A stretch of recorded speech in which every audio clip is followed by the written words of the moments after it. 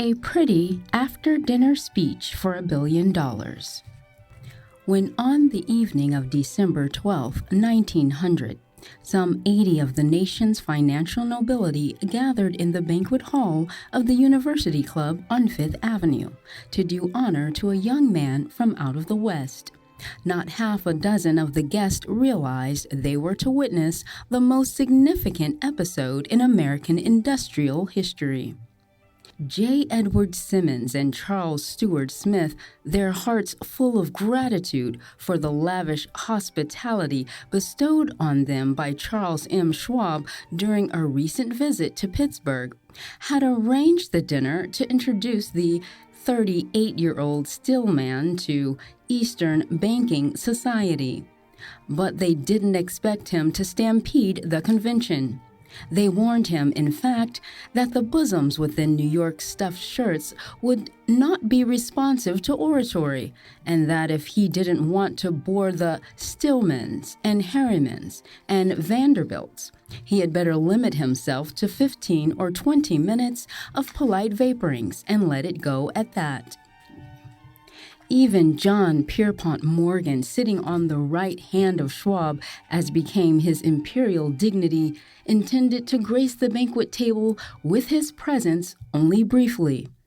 And so far as the press and public were concerned, the whole affair was of so little moment that no mention of it found its way into print the next day.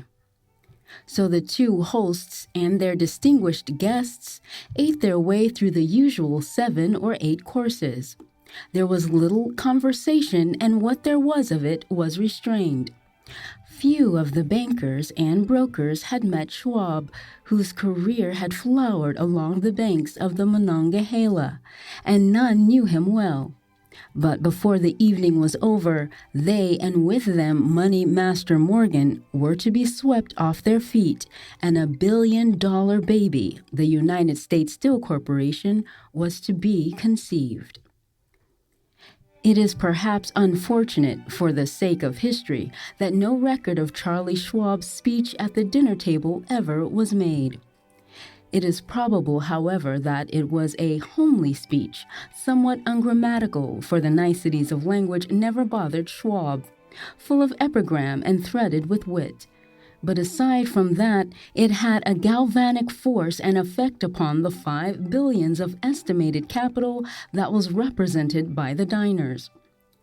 After it was over and the gathering was still under its spell, although Schwab had talked for nearly 90 minutes, Morgan led the orator to a recessed window, where, dangling their legs from the high, uncomfortable seat, they talked for an hour more.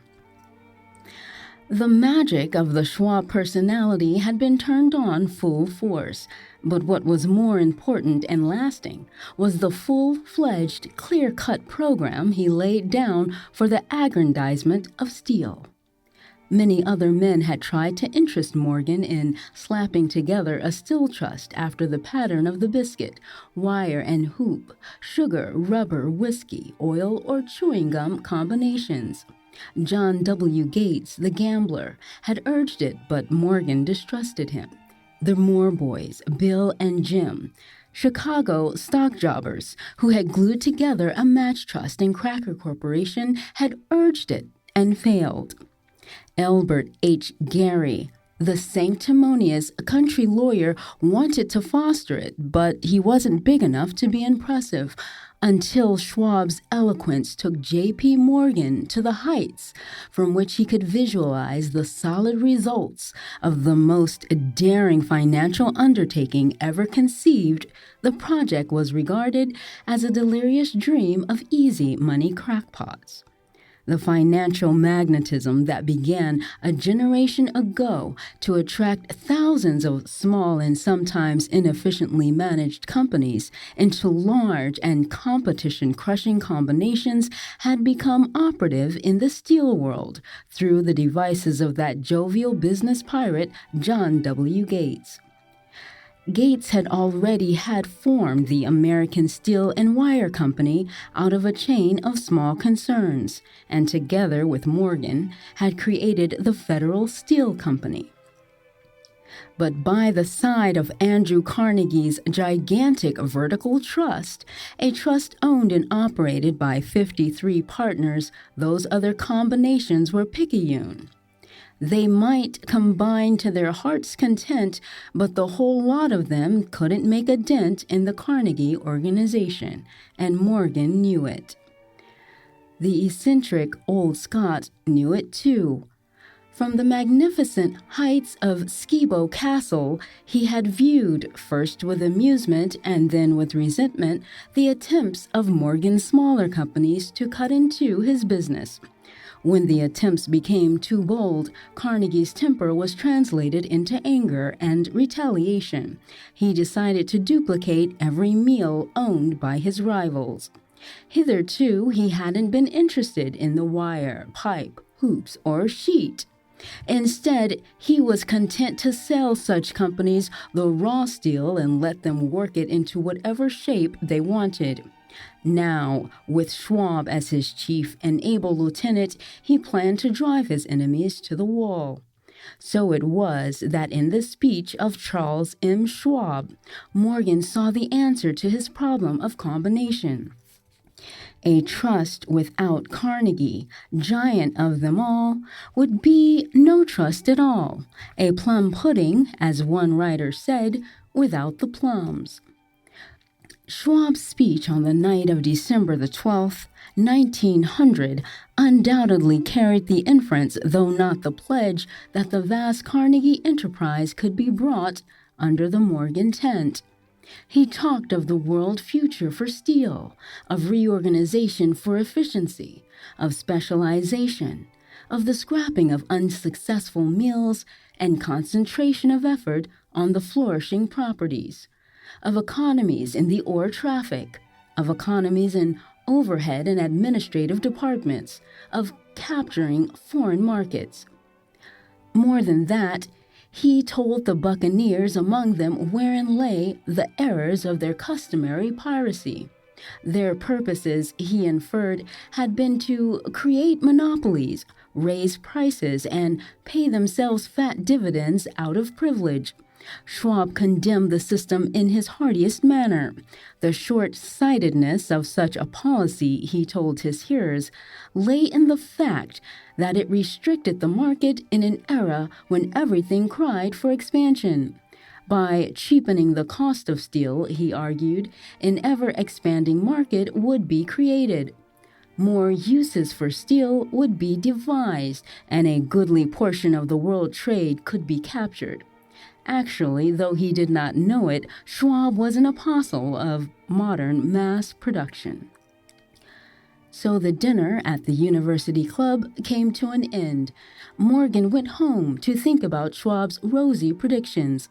Schwab went back to Pittsburgh to run the steel business for Andrew Carnegie, while Gary and the rest went back to their stock tickers to fiddle around in anticipation of the next move. It was not long coming. It took Morgan about 1 week to digest the feast of reason Schwab had placed before him. When he had assured himself that no financial indigestion was to result, he sent for Schwab and found the young man rather coy. Mr. Carnegie, Schwab indicated, might not like it if he found his trusted company president had been flirting with the Emperor of Wall Street, the street upon which Carnegie had resolved never to tread.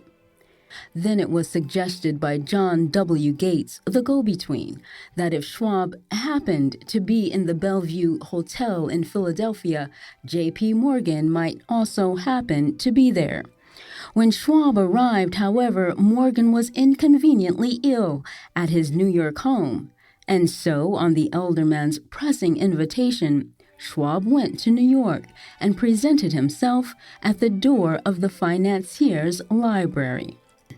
Now, certain economic historians have professed the belief that from the beginning to the end of the drama, the stage was set by Andrew Carnegie, that the dinner to Schwab, the famous speech, the Sunday night conference between Schwab and the Money King were events arranged by the canny Scot.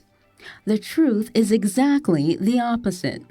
When Schwab was called in to consummate the deal, he didn't even know whether the little boss, as Andrew was called, would so much as listen to an offer to sell, particularly to a group of men whom Andrew regarded as being endowed with something less than holiness. But Schwab did take into the conference with him, in his own handwriting, 6 sheets of copperplate figures, representing to his mind the physical worth and the potential earning capacity of every steel company he regarded as an essential star in the new metal firmament. 4 men pondered over these figures all night. The chief, of course, was Morgan, steadfast in his belief in the divine right of money. With him was his aristocratic partner, Robert Bacon, a scholar and a gentleman. The third was John W. Gates, whom Morgan scorned as a gambler and used as a tool. The fourth was Schwab, who knew more about the process of making and selling steel than any whole group of men then living. Throughout that conference, the Pittsburghers' figures were never questioned. If he said a company was worth so much, then it was worth that much and no more. He was insistent, too, upon including in the combination only those concerns he nominated. He had conceived a corporation in which there would be no duplication, not even to satisfy the greed of friends who wanted to unload their companies on the broad Morgan shoulders. When dawn came, Morgan rose and straightened his back. Only one question remained. "Do you think you can persuade Andrew Carnegie to sell?" he asked. "I can try," said Schwab. "If you can get him to sell, I will undertake the matter," said Morgan. So far, so good. But would Carnegie sell? How much would he demand? Schwab thought about $320 million. What would he take payment in? Common or preferred stocks? Bonds? Cash? Nobody could raise $350 million in cash. There was a golf game in January on the frost-cracking heath of the St. Andrew's Links in Westchester, with Andrew bundled up in sweaters against the cold, and Charlie talking volubly, as usual, to keep his spirits up. But no word of business was mentioned until the pair sat down in the cozy warmth of the Carnegie cottage nearby. Then, with the same persuasiveness that had hypnotized 80 millionaires at the University Club, Schwab poured out the glittering promises of retirement and comfort, of untold millions to satisfy the old man's social caprices. Carnegie capitulated, wrote a figure on a slip of paper, handed it to Schwab, and said, "All right, that's what we'll sell for." The figure was approximately $400 million and was reached by taking the $320 million mentioned by Schwab as a basic figure and adding to it $80 million to represent the increased capital over the previous 2 years.